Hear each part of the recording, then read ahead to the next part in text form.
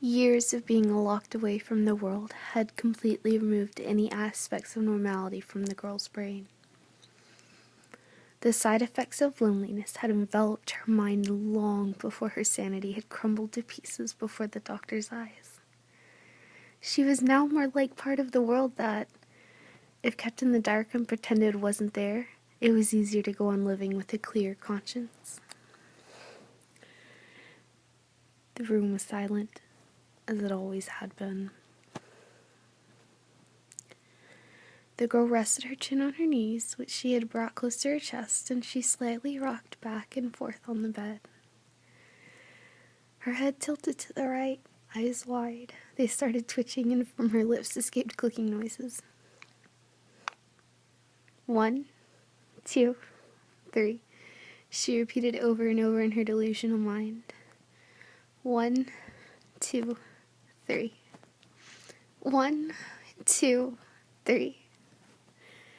The pattern continued long into the night. A shadow loomed over her sleeping body, watching the girl breathe in and out, watching her torso rise and fall.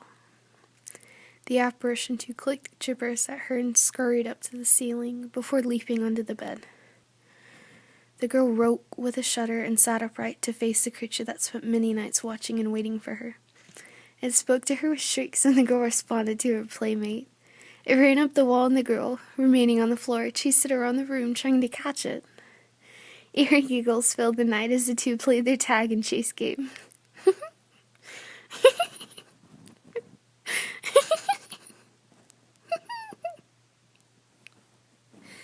Dawn came, not when the sun shone through the non-existent window, but when the lights were turned on and illuminated the dark room. It woke the girl who was asleep on the floor, curled up in a ball. The shadow had disappeared, hiding in the blackness under the bed. Every now and then a click emanated from the shadowy void beneath the bed, reassuring its friend that she was not alone. The girl flinched and twitched instinctively, looking up to see if something was there before picking up the charcoal that had been given to her to keep her mind preoccupied. The crook of her mouth trembled as she crawled like an animal into the corner of the room, hissing at the door that remained never closed. She sat back and snarled before facing the wall and running her fingers along the white, leaving black smudges. Then, playing with her mouth, pulling at her chapped lips. Her arms and legs would spasm, kicking or hitting at the empty air while her eyes remained wide and twitching. She continued to count her chant of numbers like a prayer. 1, 2, 3. 1, 2, 3. 1, 2, 3. 1, 2, 3.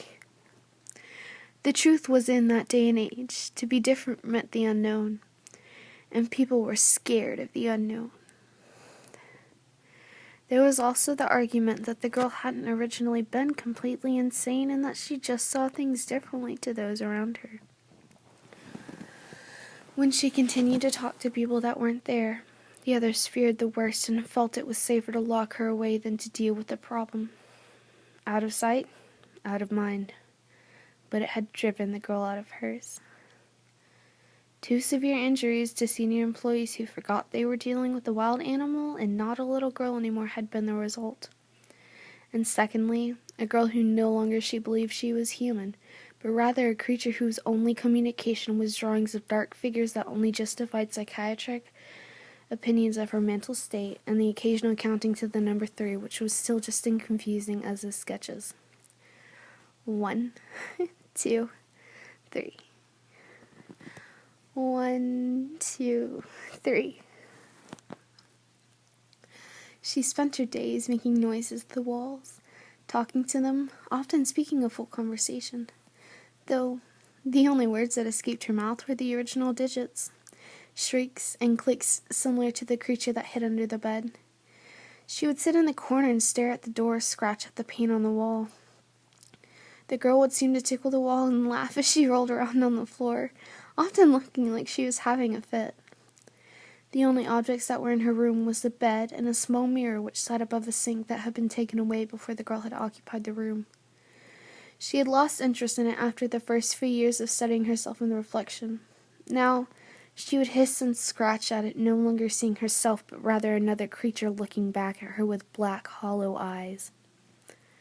The light which sat in the center of the ceiling had caught her attention, and now she stood, staring at it, mouth open, her eyes filled with awe. She began muttering something other than her numerical prayer, but her focus was taken away by the happy shrills that came from under the bed.